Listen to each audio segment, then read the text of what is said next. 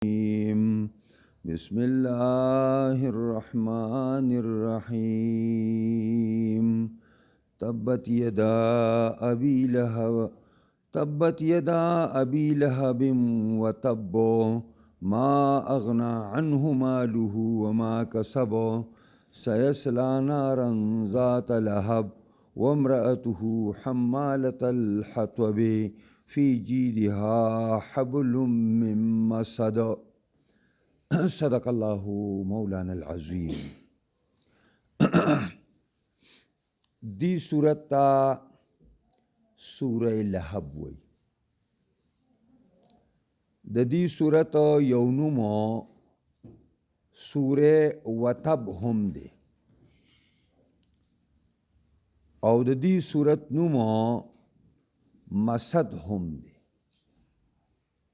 دری نمونه ای دی او دا درې واړه الفاظ په دې صورت کې راغلي دي. نو چې په کوم نوم باندې ته نامدارۍ بس دا درست دی. او مکی صورت ته ابتدائی حالاتو کې نازل شوی دی او دا صورت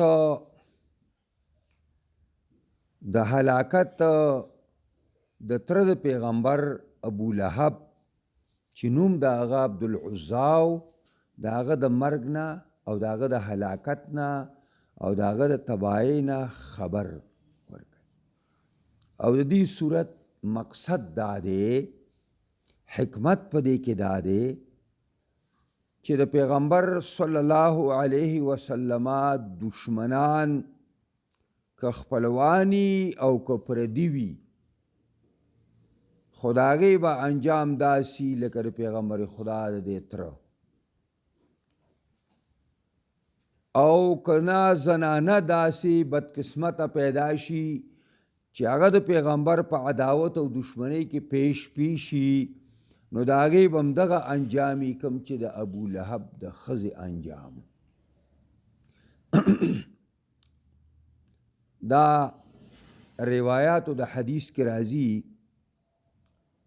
چې کله نبی کریم صلی الله علیه وسلم ته الله دا او فرمایل قرآن کې چې وانذر عشیرتک الاقربین، پیغمبره خپله نږدې رشته او نږدې قبیله ویروه. نو نبی علیه الصلاة والسلام د صفا ډیرۍ ته وخوته. د عربو د عام عادت مطابق او د مکی معظمې د ښار ته مخ کو او آواز یې وکړو چې واسه یا صباحا یا صباحا. دا د عربو عادت و چې چا باندې به د شپې مشکل راغی، تکلیف راغی، نو یو لوړ غر ته به وخوته او کلي ته او علاقې ته به یې مخ کو، چغه به یې کړه چې یا صباحا. فوراً خلک په حرکت کې راغی او صفا ډیرۍ طرف ته رال. کم سړي په خپله نشه راتلی نو خپل وکیل یې راولېږه، نماینده یې راولېږه او د نبي علیه السلام بدقسمته تره ابو لهب هم راغی. چې حاضر شو نبي علیه السلام ته وایي چې ما وراءک، شاته څه دي د دې آواز نه چې تا ویل یا صباحا. نبی علیه الصلاة والسلام ورته ویل که زه تاسو ته ووایم چې د دې غر شاته دشمن راغلی دی، فوج راوستی دی، تاسو ما سره دا منئ؟ نو ټولو ورته ویل چې آو تا سره موږ منو. ما جربنا علیک کذبا، موږ په تا باندې چرته تجربه د دروغ نه ده کړې، تا زندگی بر دروغ نه دی ویلي. د دې وجې نه د دعوت نه رستم، د دعوت نه مخکې رستو نه، د دعوت نه مخکې نبی علیہ السلام ته د مکې معظمې په ایریا کې صادق الامین به ویلی کېده، انتهایی رازباز او رښتینی انسان چې ژوند کې دروغ نه دی ویلي او انتهایی امانتدار انسان. د دې وجې نه د هجرت په شپه باندې هم د مشرکانو امانتونه د محمد مصطفی څخه پراته یو طرف ته د مرګ انتظام کو، بل طرف ته ورسره امانتونه ایښي.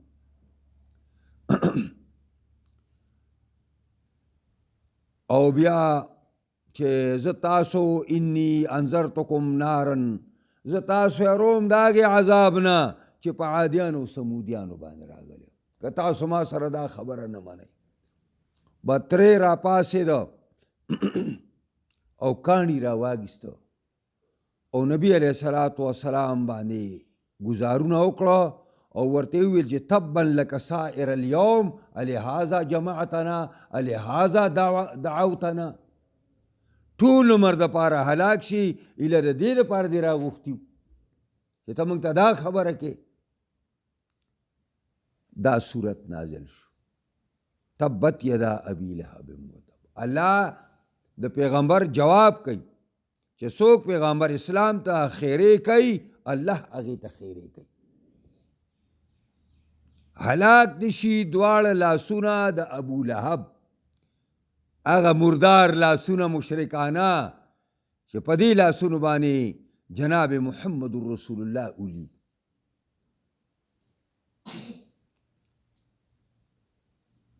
لاسونه د ابو لهب وتب، او د عبدالله زوی د مسعود قرات داسې دی وقد طب، او یقینا هلاک شو. نو مخکنی انشاء او دعا ده او دویم اخبار دی. الله خیری وکړي او خیری منظور شوي، لاسونه هلاک شو. دا چې دا صورت کله نازل شو، نو عوره ام جمیل د حرب لور ده او د ابو سفیان خور ده، د ډېرې معززې کورنۍ مالدارې کورنۍ ښځه ده، بدماشه ښځه کوه. او بل طرف ته په یو معزز خاندان هاشمي خاندان کې په ابو لهب باندې واده به. دا صورت واورېده نو مات کاڼی ځان سره اخیستی دی او نبی علیه السلام صحیح کوي. نبی علیه السلام مسجد حرام کې د کعبې مخې ته ناست دی او حضرت ابو بکر صدیق ورسره ناست دی. دا را روانه ده، وایي چې دا به په کوم ځای کې ما ولیده، دا خوله به وله په دې ماتومه، دی زما او زما د خاوند هجوه کوي او سپکه کوي. نبی علیه الصلاة والسلام ته ابوبکر صدیق وایي دا ښځه خو دا دغه د راله چاچي او ډېره عیاره ښځه ده، چېرته رښتیا دې خوږ نه کي، تاسو ډډې ته شئ. نبی علیه السلام ویل زما نظر د دې نظر الله ما نه اړولی دی. راله ودرېده، نبی علیه السلام هم ناست دی، ابوبکر صدیق هم ناست دی. ابوبکر ته وایي ابوبکر صدیق ستا را ګوره ستا دا ملګری موږ نه قلاریږي، او ګوره زما هجوه هم کړې ده او زما سپکې هم کړې ده. او بیا روانه شوه او یو رجز وایي، رجز چې ومزمما عصینا وامره ابینا ودینه قلینا. دا رجز وایي ومزمما عصینا، د مزمم نافرمانی کوو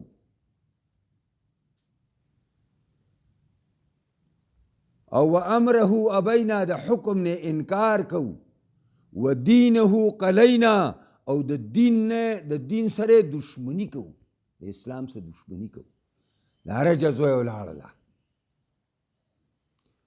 کله چې ابو لهب خبر شو، د ابو لهب درې زامنو، عتبه دی او معتب دی او عتیبه دی، درې دي. په عتبه باندې مکبر او عتیبه مصغر، دی باندې پیغمبر خدا دوه لوڼه واده وي.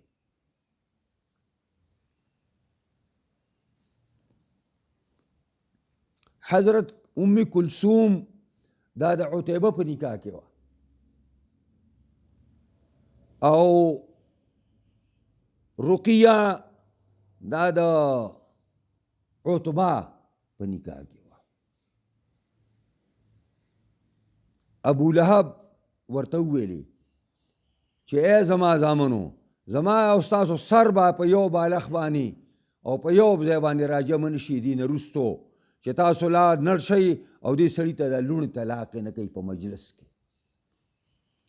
نو په دې کې دا عتیبه مصغر چې دی دا ډېر عیارو او دی راغی او نبی علیه الصلاة والسلام ته وویلې چې انی کافر بالنجم اذا هوا ما ضل صاحبکم وما غوا. زه په هغه قرآن کافر یم چې پای کې دا مضمون دی چې والنجم اذا هوا ما ضل صاحبکم وما غوا. او د نبی علیه السلام مخ مبارک طرف ته لاړې تو کړې. دا د عربو انتهایی د سپکې خبره ده، چا چې ډېر سپکه کوي دا چل ورته وکړي. او ما ستا لور طلاق کړه. نبی علیہ السلام بشر و انسان غوسه وله راله او خیرې ورته وکړه چې اللهم سلط علیه کلبا من کلابک، خدای یو خپل سپی پې مسلط کړي د خپلو سپو نه. چې راغې پلار یې وویلې څه یې درته وویلې؟ ویل دا یې راته وویلې. او د دوی دا عقیده وه چې په دې ښار کې څوک خیري وکړي نو منظورېږي، او د پیغمبر خدا په باره کې هم دا خیال و چې دې څه خبره وکړي کېږي. نو شام ته ولېږه د تاجرانو سره او هغوی ته وویل چې دې سړي ورته خیري کړي دی حفاظت به کوئ. یوه شپه یو ځنګل کې دمه کوي، شړه علاقه ده، دا تمام د تجارت سامانونه یې راجمع کړو، ډیرۍ ته سازه کړه او دا مردار یې پې بره سملو او دوی ته چاپېره سملاستل. شپې یو زمری د ځنګل نه راووت او د ټول شونډکان یې بي کړه او بیا یې ټوپ کړې بره او د هغه ټوپ د پاسه عتیبه مردار کړه. اللهم سلط علیک کلبا من کلابک. او ابو لهب یو حدیث کې راځي ابن محارق نه روایت دی، وایي زه د ذوالمجاز په میله کې لتلی ومه د پلار سره. و یو نوجوان انسان دی په دې دکان او کیمپ او منډۍ باندې ګرځي او خلکو ته وایي چې ایها الناس قولوا لا اله الا الله تفلحوا. او یو سپینګری ورپسې دی، جولۍ د کاڼو نه ډکه کړې ده او دا نوجوان الکولي دا پنډۍ وله وینې کړي دي او دا ګیټۍ وله وینې کړي دي او هغه مسلسل دا خپل دعوت پیش کوي او دا بوډا سړی دقسې په کاڼو ولي او د دې سره وایي خلکو ته چې انه کذاب، انه د دې تصدیق ونه کوي، دا دروغجن دی. وایي ما د خپل باباجي نه تپوس وکړو چې باباجي دا څه محرکه ده؟ وایي ما ته ویل چې دا نوجواني نه د دعوت پیغمبرۍ کړې ده او دا بوډایي نه دا یې تره دی خپل. حالانکه دا داسې تره و چې نبي علیه السلام پسمرګي د پلار نه د مرګ نه وروستو پیدا شه د مور نه جناب رسول الله صلی الله علیه وسلم. او ابو لهب ته د دوی وینځر صویبه نومې دی او هغه راله ورته ویل چې اکا ستا د مړ رور زوی وشو. نو دی دومره خوشحاله شو چې هغه وینځه پرې زیري کې آزاده کړه، زه ته م آزاده کړه چې تا ماله دا زیری راکړه. دا حق دومره تریخ شی دی که نه چې کله حق ګویي شروع شي دا هر څه مینې د خلکو تا سره به بیا ختمي شي. نو کله چې د احد غزا وشوه نو د احد د غزا په 9مه ورځ باندې د دې ابو لهب په لاسونو باندې دانې راوختې. هغه خوراکي دانه وه، هغې ته عدسه وایي، عدسه. هغه دانه پرې راوخته، هغه خوراکي او د هغې دا عقیده وه چې دا لږي نو څوک به له خواته نه ورتله، لکه سپي ته چې سړی ډوډۍ او بږدي داسې به ورته ورغورځوله او په دې ښه حالت کې مړ شو. بیا 3 ورځې پروت ته بوی وکړه 3 او زامن هېڅوک واله خواله نه ورتله، ویل دا موږ باندې بیماري لګي، دا اوس چې دا کوم کارونه ناپوهې خلکو پټې کړي دي پوهېږئ پرې باندې. نو ویل دا خو لګي. نو دا بیا چې خلکو چمیګویي شروع کړئ چې هله دای زامن دي اوس پلار نشي ښه کولی، نو یو کند یې ویسته او په لرګو باندې لکه سپی چې سړی په لرګو باندې دیکه کوي او کندې ته یې اچوي داسې واچو، د پاسه یې چې کوم دی خاورې او کاڼي او شګې واړولې او په دې طریقه باندې ابولهب د یو سپي په شانتې خښ کړی شو، د سپي په شانتې. دا چې څوک د پیغمبر خدا صلی الله علیه وسلم حتی کوي بېعزتي کوي، د هغه به دک انجام.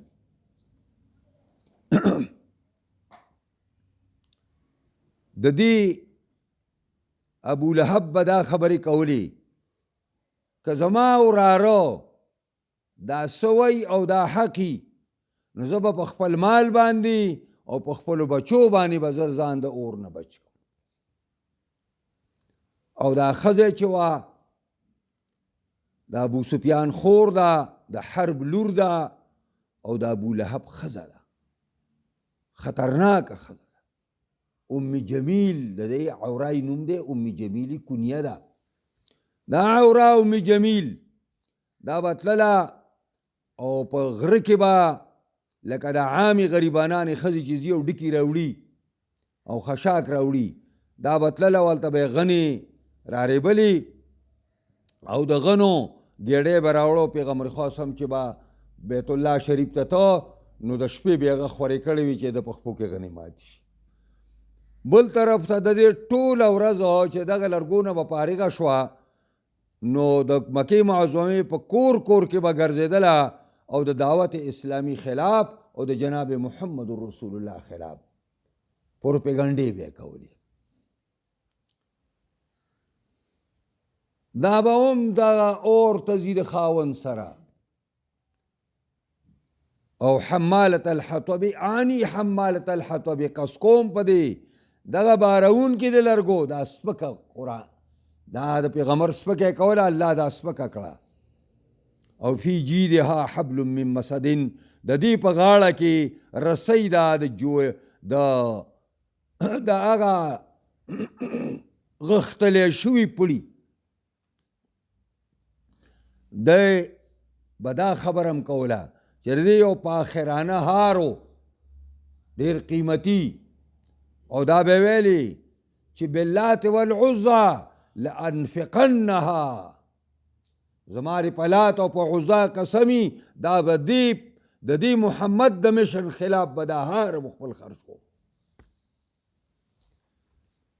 نو قیامت کې به د هغې هار نه د غښتلی شوي بیاسته ساده شي او د دې پرې مرۍ کې به اچولي او زبانیه به پرې اور کې راکاږي، داسې پرې اور کې به داسې راکاږي. او دنیا کې د دې دا حالت شو چې دا غره ته تلې وه یو غټ ګېډۍ وتاړه او دا ګېډۍ چې سړی تړي نو دا دې غرونو والا دا طریقه ښه ورځي. نو ګېډۍ وتړي او بیا یو رسۍ هسې دې ګاډي نه تاو کي دوه غبرګې او هغه دې پټکې والي نو په دې تندي باندې هغه دا کې او روان. نو دا ستړی شوه هغه تندي باندې هلته خو دوه پړي وو چې ستړی شوه نو دا د هغې دا طریقه ده چې غټ غټ به وګورې او هغې ته به رسې ګېډۍ به پرې نیغ دا کړې نو ته به یې ځان را خلاص کړې. نو چې دا رسې ناسته ده او دا ګېډۍ اوس که نه دمه کوي، ډېر اهم کار باندې راوتې وه. نو چې دمه کوي نو چې دی دا سر داسې کړی دی نو اپړی راسه شو دې ځای له راغی او ګېډۍ شاته لاړ، به دا دقسې هغه شو پړکه شو په هغه ځای کې برداره شو. پوهېږئ په دې خبرو باندې که د پیغمبر صلی الله علیه وسلم مخالفت ښځه کوي الله به یې تباه کوي، حسینه جاوید به هم الله تعالی تباه کړي. چې طالبات یې جنکۍ چې د اسلام نوم یې اخیستی دی هغه یې په جیل کې اچولي دي. دغه هم د ابولهب ښځه ده. که د ابولهب ښځه نه ده نو د ډېر یو لوی بدماش چې پاکستان یې 2 ځای کړی و چې هغې ته مجیب به یې ورته وی او خدای خپل کردار ته رسولی دی. دا د هغه پلیته توم نه ده. الله تعالی دې دا هم ورپسې دقسې ورکه کي. او د بنګلادیش مسلمانان یعنی د پخوانی مشرقي پاکستان مسلمان نه دته الله خلاص کړي دغه مردارې نه. نو خبره مې دا کوله چې دا اوس تاسو دې ترجمه کو. تبت یدا ابي لهب هلاک دي شي دواړه لاسونه د ابو لهب. د ده نوم چونکې عبدالعزا دی او مشرکانه نوم دی نو ځکه قرآن نوم وانخیسته. دویمه خبره داره چې دی په دې کونیه ډېر مشهور و. نو که تبت یدا عبدالعزا یې ویلی وی نو چا به نه پېژنده چې عبدالعزا څوک دی. په دې ابولهب باندې په ټولو عربو کې دی مشهور و نو ځکه یې دا کونیه ذکر کړه. نو دا سوال نه چې ګینې کونیه د تکریمي او عزت دپاره ذکر کېږي. دلته ته مراد دا دی چې دا په دې باندې مشهور و. درېیمه خبره دا ده چې ابولهب ورته ځکه وایي چې دی سور اور ته روان دی، سور اور ته به ځي. نو دا لومبۍ دعا ده د قبیلې د انشا نه ده. او طب چې کوم دی په معنا دا خبر دی یعنی هلاک شو. او دا دلیل په دې باندې قرات د عبدالله بن مسعود دی چې وقد طب ما اغنا عنه ماله وما کسب. د پنه که د دې ابو لهب نه مال او دولت ده وما کسب او هغه جاه و جلال ده. دا یوه ترجمه شوه د ما کسب جاه و جلال.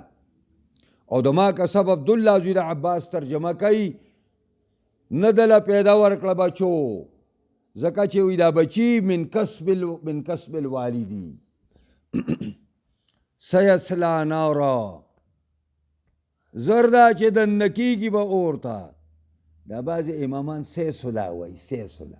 یا سیصلا قرآن کې شته؟ تاسو بیا دی دامیان غوندې دغه چی دی امامان تاسو پسې ودرېږئ تاسو ته پوته ولګي دا ټکي څنګه وایي. نو وایي سیصلا نارا زرده چې دننه کیږي به اور ته.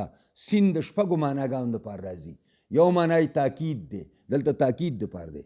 زرده یعنی معنا دا ده چې خامخا به دننه کیږي اور ته. داسې اور ذات لهبن چې خاوند د لمبو دی. او امرأته او دغه ام جمیل عوره دا ښځې دا به هم دننه کیږي دغه اور لمبو وهونکو ته. دا څوک ده؟ حمالة الحطب اعنی حمالة الحطب قص کوم په دې بارون کې د لرګو. دا سپکه کوي څنګه چې غریبانانې ښځې دغه نه ډکې راوړي نو دا دونه د لوی کورنۍ وه او دونه سپک کار به یې کو. بل دا ده چې د دې ګیډي د خشاک نه راوړه دې غنو ګیډي بیا راوړه چې نبي علیه السلام ته تکلیف ورسوي. فی جیدها په سټ ته د کې جید د عنق ته وایي سټ ته وایي. په سټ ته دی کې حبل رسی ده بیاسته ده پړی دی. او من مسدین د هغه غښتی شو جیو نه.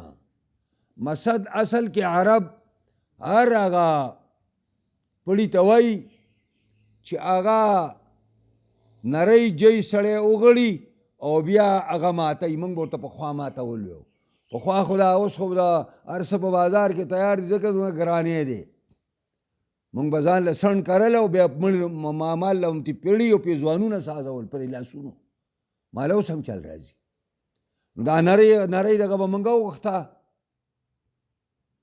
او بیا به هغه به بیا 3 وله به ماتېدله 3 وله. هلک وایي راشه پړی ماتوم نو پړی په 2 کسه ماتېږي. تاو به یې وله ورکه او بیا به لکه به تو مثال 3 ګزه پړی تا سازو نو 9 ګزه جی به هغې ته به یې جی ویله 9 ګزه جی به وه. نو دا به داسې راتاو کړې وه او دغه ستا ته به هغه سړی په دغه ځای کې ودرېده په 3 ګز باندې او هغه به داسې د پړی دغه نه لاندې راتاوو او دلته به تا ماتاو. نو چې هغه ته به ورسېده شهر خان خوا ته نو چې هلته به ورسېده نو 2 ځله مات شو، نو بیا به یې دا سر ونیو هغه بل سر هغه هلک هلته ونیو، نو به بیا اړوله او ده هم داسې اړوله، نو درېیم ول به یې پرې واړو. دغه ماته شوی پړی دې ته مصدوي وایي. هغه د کجورو د پټو نه او که هغه د میزري نه او که هغه د سنډو نه او که هغه د سرمني نه، خو چې مات شوی پړی هغې ته عرب مسود وایي. نو معنا دا ده فی جیدها په سټ د دې کې د دې عورا کې حبل رسی ده من مسدن د دغه ماته شوو پړو نه دونه سپکه ځان یې سپک کړی دی دا روانه ده. او دویمه ترجمه ده چې هغه هار په آخرانه د هغې نه به رسی د اور ساده شي او دې سټ کې به ورته اچولي او دا بدماشه ده دا دغه دا جبانیه به ورله چک ورکوي او راکاږي به پرې اور کې داسې چې تا هغه بدماشه وې تا هغه بدماشه وې چې کاڼی دې راګیستی او د محمد مصطفی خوله دې ماتوله. واخر دعوانا ان الحمدلله رب العالمین. الله دې موږ او تاسو په قرآن عظیم الشان کتاب باندې پوهې کړي. د سره سره الله موږ له په دې باندې کامل مکمل عمل کولو توفیق راکړي. قرآني نظام د شریعت نظام په تمام جهان خاص کر پاکستان کې راوړي. دې له څوک کار کوي کامیابي کې، څوک مخالفت کوي هدایت ورته وکړي، که بدقسمت یې تباهي کړي. اللهم انت السلام منك اللهم ربنا آتنا في الدنيا حسنة وفي الآخرة حسنة.